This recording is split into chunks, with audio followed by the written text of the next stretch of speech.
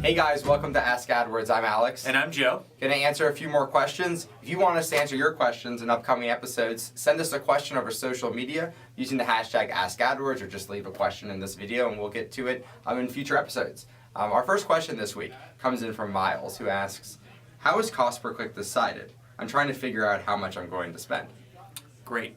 So when you go into an account, you are going to set up a max cost per click. However, that's not the only factor that goes into the amount that you actually spend on a click. Your quality score is another big factor, the expected relevance of your ad extensions, as well as what your competitors actually bid and their quality score and the expected impact of their ad extensions as well. So many factors that go into it. Al can talk a little bit more about the ad rank process. Totally. So when there's an auction that occurs, when you're eligible for an auction, the system combines those factors, quality score, extensions, your max CPC, which is your bid, and then it comes up with an aggregate number, which is called an ad rank. Your ad rank, which is a combination of all those factors, is compared to your competition. Mm-hmm. The system then decides which ads are going to show and then in what order. When your ad shows, you get an impression. When you get a click, you actually only pay 1 cent more than what was necessary to get as high as possible based off of the ad rank. And you can actually see what you're paying on average in the average CPC column. So you have a max CPC column, that's your bid. The average CPC column is for your clicks, what have you actually been paying on average? A lot of times that's going to be lower than what you've been paying for the max.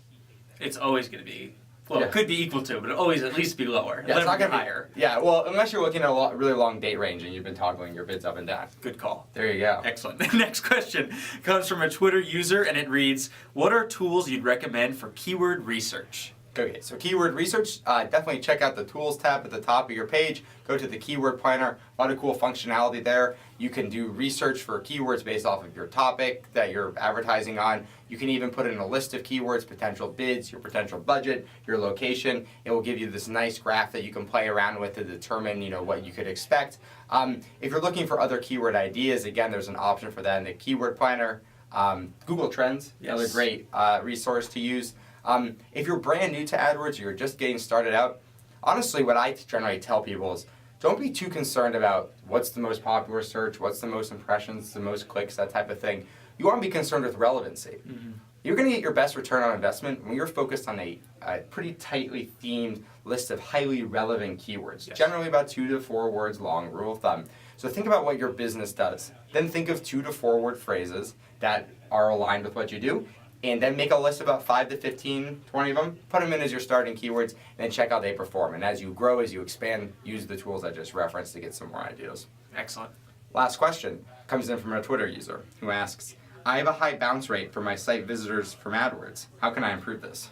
Great. So bounce rate is basically defined as the percentage of people that visit your site, have no other interactions, and then leave. So if you have a 95% bounce rate, that's terrible. It means everyone is leaving your site. If you have a 5% bounce rate, that means you have a very interactive site. A lot of people are using it. So if you have a high bounce rate for all of your sources, that tells you that your website is not actually set up correctly. However, if it's just for AdWords, that actually says that there's something going on with AdWords. You're not bringing the right people to your site. So you need to look into optimizing. Do you have the right ad text? Are you using the right keywords? Are you bringing in the right people for location settings? There's a lot of different factors that you could look into in your AdWords account to try to improve. Yeah, basically it means the people that are seeing your ad and clicking on it are not finding the landing page relevant. So your targeting is probably off. You're not targeting the right people if they don't find your landing page relevant. So tighten up those keywords, make them more specific, more relevant.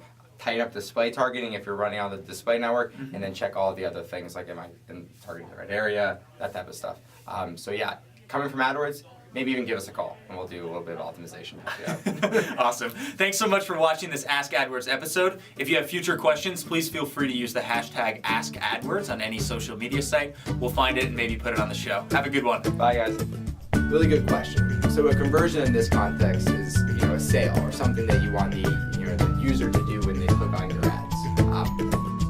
Show on any sort of subdomain, unless that subdomain doesn't have the ability to actually show ads on the website interface. But again, in general, if it's going to show on example.com, it will be able to show on all. I think that Joe just outlined. So if you did want to go through that